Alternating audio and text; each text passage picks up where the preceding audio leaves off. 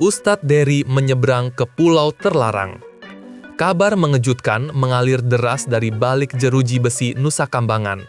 Bukan dari narapidana atau aparat, melainkan dari seorang pendakwah yang selama ini dikenal lembut dan penuh kasih, Ustadz Dery Sulaiman.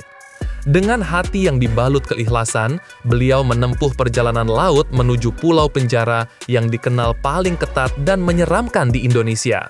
Bayangkan, langkah kaki seorang da'i menapaki dermaga sunyi. Angin laut menghembus pelan, seolah ikut menyaksikan perjalanan spiritual yang tak biasa ini. Semua terjadi dalam diam, tanpa pengawalan besar, namun aura kehadirannya begitu kuat. Misi yang ia bawa bukan sekadar kunjungan biasa, tapi harapan yang ingin ia semaikan di hati seorang sahabat yang sedang terguncang hebat oleh badai hidup. Dan siapa sangka, perjalanan penuh doa itu menjadi awal terbukanya tabir panjang kisah gelap Amar Zoni. Langkah kecil menuju neraka dunia. Saat kapal yang ditumpangi Ustadz Dery mendekat ke Nusa Kambangan, suasana menjadi semakin mencekam. Air laut yang biasanya tenang, hari itu terasa berat, seolah menyimpan jutaan rahasia dari balik dinding beton penjara. Begitu sampai, beliau disambut sunyi. Tidak ada sorak, tidak ada kabar baik, hanya derap langkah penjaga, suara rantai besi, dan aura ketegangan yang menyelimuti udara. Tapi Ustadz Dery tetap melangkah. Mantap, wajahnya tenang, meski beban yang dibawanya begitu berat. Ia tahu, ini bukan sekadar kunjungan, ini adalah misi menyelamatkan jiwa yang sedang diambang kehancuran. Dan ketika ia tiba di depan sel yang mengurung Amar Zoni, satu tatapan mata dari sang aktor membuat waktu seolah berhenti. Air mata tumpah tanpa aba-aba. Tangisan itu bukan sekadar sedih, itu adalah jeritan jiwa yang selama ini terkunci dalam kesepian. Air mata dan kata-kata menggetarkan. Dalam ruang tahanan yang sempit, terjadi percakapan yang tak akan mudah dilupakan. Amar Zoni yang biasanya gagah di layar kaca, kini menatap Ustadz Dery dengan sorot mata yang nyaris padam. Lalu, sebuah kalimat meluncur dari bibirnya, nyaris tak terdengar tapi mengguncang siapapun yang mendengarnya. "Aku ini kayak mau ditembak mati." Ucapan itu seketika membuat dada sesak, bukan karena ketakutan, tapi karena keputusasaan yang terlalu dalam. Amar mengaku banyak yang tidak percaya dia bisa selamat. Tapi di depan Ustadz Dery, ia mengungkap semua ketakutan dan kepedihannya. Dery hanya diam, ia mendengar dan meresapi. Hingga akhirnya ia menjawab dengan suara lirih namun tegas. Dia tidak butuh pejabat atau orang kaya, dia hanya butuh doa. Kalimat itu seolah menjadi pelindung spiritual bagi Amar yang sedang berjuang di lorong gelap tanpa cahaya. Amar bukan malaikat, tapi juga bukan iblis. Dalam momen haru itu, Ustadz Dery menyampaikan pesan yang menusuk nurani publik. Sekurus-kurusnya ikan, pasti ada dagingnya, katanya. Kalimat itu sederhana, tapi menggugah. Ia menjelaskan bahwa setiap manusia, betapapun buruknya, pasti menyimpan kebaikan. Dan sebaliknya, sebaik-baiknya manusia pun tak luput dari celah. Ia tak pandai mencari keburukan orang lain. Amar Zoni baginya adalah manusia biasa yang sedang dihukum atas sesuatu yang mungkin tak sepadan. Ia membandingkan, di luar sana banyak pengguna barang haram berkeliaran bebas, bahkan meraup triliunan.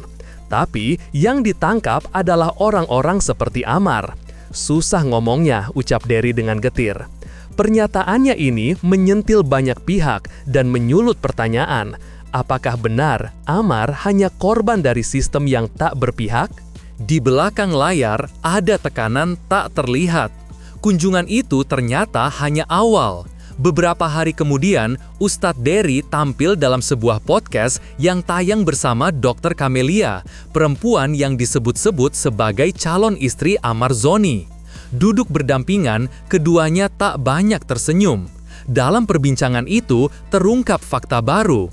Dr. Camelia menyebut bahwa selama masa penahanan, Amar menerima tekanan dan intimidasi psikologis yang cukup serius. Ia bahkan sempat menangis saat menceritakan bahwa Amar merasa hidupnya tidak berharga lagi. "Aku diginiin terus, kayak nggak ada gunanya hidup," kata Amar, seperti diceritakan oleh Camelia. Kalimat yang terdengar ringan, tapi menyimpan luka yang dalam. Ini bukan sekedar keluhan biasa. Ini adalah sinyal dari seseorang yang sedang terjebak dalam kegelapan mental, sendirian, dan merasa tak ada pintu keluar. Tangis seorang lelaki yang ditinggal dunia. Ketika seorang pria merasa dunia tak lagi berpihak, air mata pun menjadi bahasa terakhirnya. Begitulah yang terjadi pada Amar Zoni. Di balik dinding-dinding penjara, Amar bukan lagi selebriti. Ia hanyalah manusia biasa yang merindukan pelukan ibunya, suara anak-anaknya, dan ketenangan jiwa yang sudah lama hilang. Ustadz Dery menegaskan, ini bukan kisah tentang kejatuhan seorang artis. Ini adalah kisah tentang ujian iman, tentang keadilan yang masih abu-abu, dan tentang manusia yang mencari jalan pulang. Amar bahkan sempat berpikir untuk mengakhiri segalanya. Tapi Dery menahannya dengan satu pesan yang mengguncang.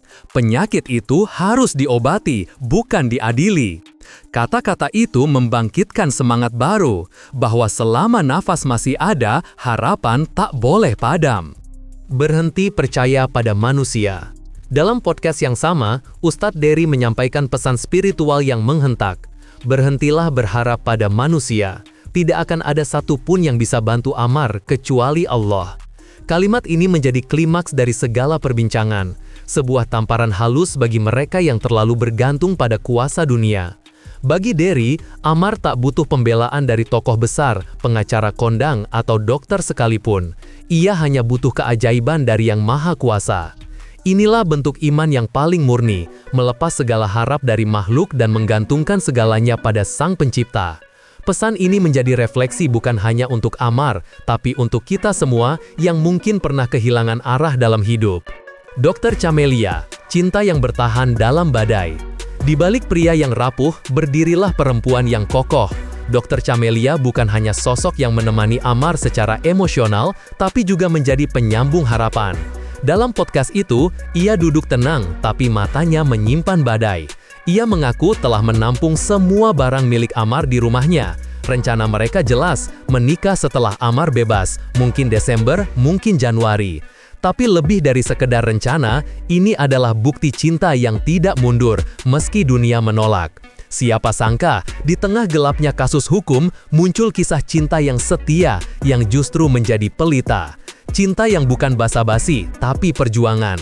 Dan publik pun hanya bisa berdoa. Semoga kisah ini berakhir bukan dengan tangis, tapi dengan pelukan hangat di pelaminan. Tanda tanya besar di balik tuduhan. Dengan segala cerita yang muncul, publik mulai bertanya, apakah Amar Zoni benar-benar bersalah? Atau justru terjebak dalam lingkaran sistem yang salah arah? Banyak yang menyebut dia dijebak, bahwa ada permainan di balik layar yang tak bisa diungkap secara gamblang. Tapi satu hal pasti, keadilan tidak boleh buta. Ia harus mendengar suara dari semua sisi. Dan kini, suara itu datang bukan dari pengacara atau saksi, tapi dari seorang ustadz dan seorang calon istri. Dua orang yang tidak berkepentingan apapun, selain menyampaikan kebenaran dari sudut yang tak pernah dilihat publik. Dan inilah saatnya kita membuka mata, telinga, dan hati untuk menilai sendiri, tanpa prasangka, tanpa kebencian.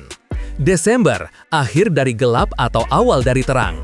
Desember disebut sebagai bulan kebebasan, tapi benarkah itu akan menjadi kenyataan? Amar Zoni mungkin akan melangkah keluar dari Nusa Kambangan, tapi pertanyaan lebih besar adalah, akankah ia mendapatkan kembali hidupnya yang dulu? Rencana ijab kabul dengan Dr. Camelia menjadi simbol harapan, bahwa setelah gelap akan selalu ada cahaya. Namun jalan menuju ke sana tidak mudah. Masih banyak hal yang harus dibuktikan, luka yang harus disembuhkan, dan stigma yang harus dikikis.